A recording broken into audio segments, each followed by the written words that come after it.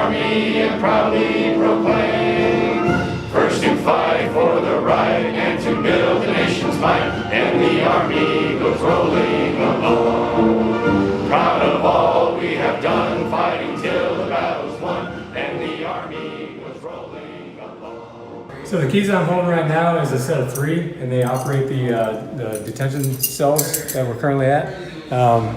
From my knowledge, these are the only 3 remaining operational keys for these cells that are in the stockade.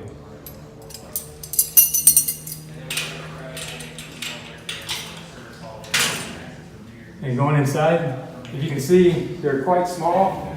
The accommodations only have a operational toilet and a sink with a twin-size bed cot. As you can see, arm length width and a little bit longer width on the other side. So very small, very secluded. They don't have much of a view except for a wall on the other side through the windows right there. And it would not be a very good place to spend a night in.